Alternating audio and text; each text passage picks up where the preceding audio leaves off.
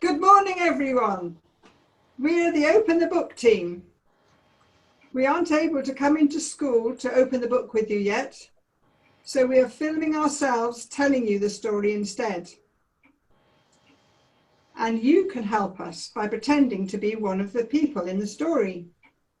Her name is Orpah, and in the story, she kisses and hugs and waves goodbye. And you can do that too. So we practice. Kiss, just blow a kiss, because we're not allowed to kiss each other at the moment. And hug yourself, because we can't hug each other at the moment. And wave goodbye. So you do that when it comes to the story. So this story is set at harvest time, which is this time of year. Do you remember the story in the Bible about the walls of Jericho falling down? Wasn't it exciting when they crashed down after the soldiers had marched round 7 times? One of those soldiers married a woman from Jericho called Rahab, and they had a son called Boaz, and he is in our story today. So let's open the book and tell the story. Ruth finds a new home. Naomi was lonely. Her husband was dead, so were her 2 sons. And she was living in a country that was far from home with her sons' widows, Orpah and Ruth.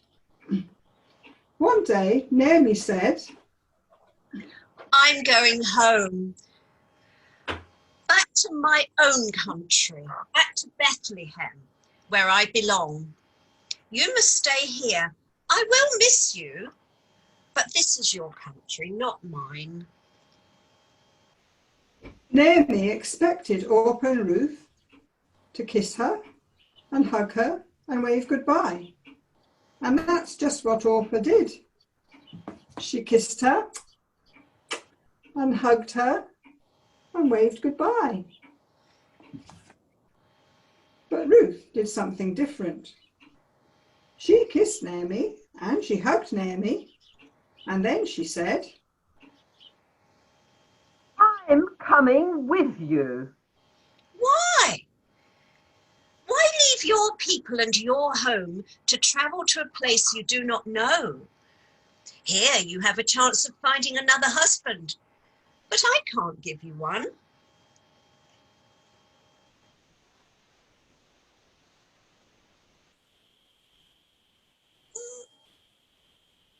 safe and sound. And so she said, I'm going with you. And that's all there is to it.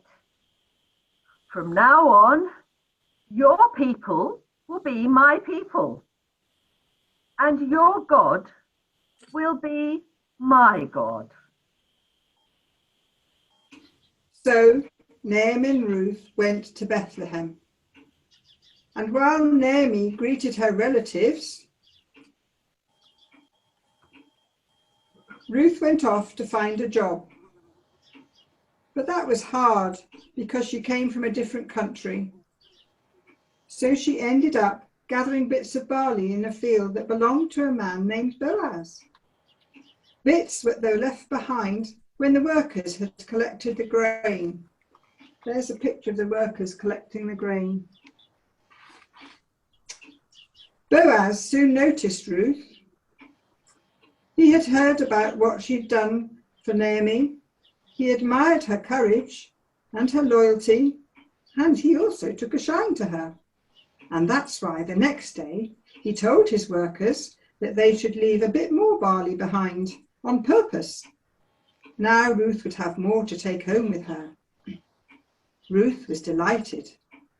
And when she told Naomi what had happened, and when she showed Naomi all the barley she'd found, Naomi asked her, Who does the field belong to? A man named Boaz. He's one of my relatives. And in a flash, Naomi turned from mother-in-law to matchmaker. She told Ruth, Put on your best dress. and a little perfume too. You're going to visit Boaz tonight. Okay. How about this? There we are. That's a pretty. Oh, that looks lovely. That'd be all right. Yes. And here's my favourite perfume. There we are. So Ruth set off to visit Boaz. She knocked on the door and Boaz greeted her. Ruth, it's you. You're lovely and I want to marry you. Will you marry me? Yes, Boaz, I will marry you. Then you have made my life perfect. Ruth was delighted and Naomi was delighted, for God had rewarded Ruth's loyalty and given her a husband and a home. And what is more, Ruth gave birth to a son whose name was Obed, and Obed's son was Jesse, and one of Jesse's sons was a shepherd boy named David, who ran into a giant one day. But that's another story. So Ruth could have taken the easy way out and left Naomi to travel alone, but instead she did the right thing and went with her to Bethlehem. It must have been very difficult arriving there with no home and no food and no money. I'm so glad Boaz agreed to look after them, aren't you? We all need looking after sometimes, whether we're grown up like Naomi and Ruth or children like you. Close your eyes and think of someone who looks after you.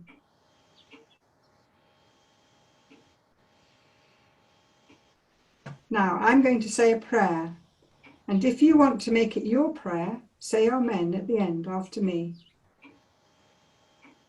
Dear God, thank you that Boaz looked after Naomi and Ruth when they needed help.